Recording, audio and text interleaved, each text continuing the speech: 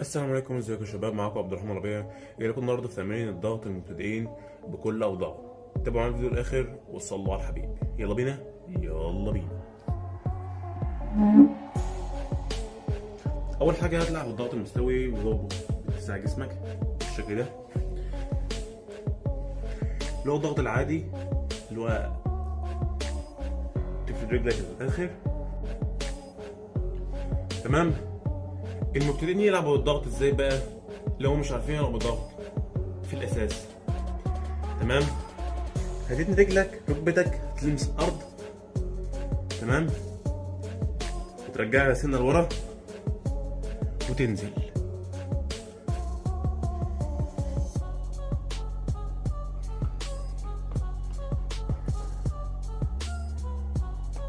تمام. ده اول شكل في تمرين الضغط. نخش على ثاني شكل. يلا بينا.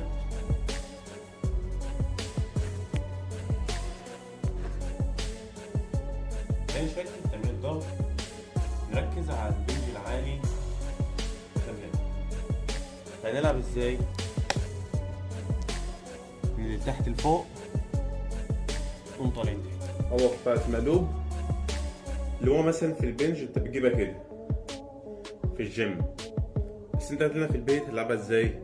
هتجيب كرسي تحط رجلك عليه وتلعبه بالشكل ده.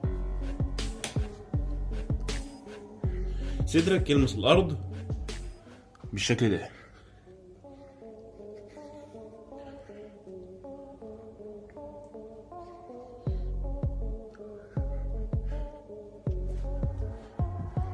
لو انت مبتدئ ولسه مش عارف تلعب ضغط لو انت مبتدئ ومش عارف تلعب ضغط او مش عارف تجيب 5-6 عدات، هتعمل ايه؟ تفرد ايدك، تفرد رجلك على الكرسي زي ما انت على الكرسي. تمام. جبت مثلا 4 عدات، ده 1 2 3 4. بعد العد الرابع تثبت تحت 5 ثواني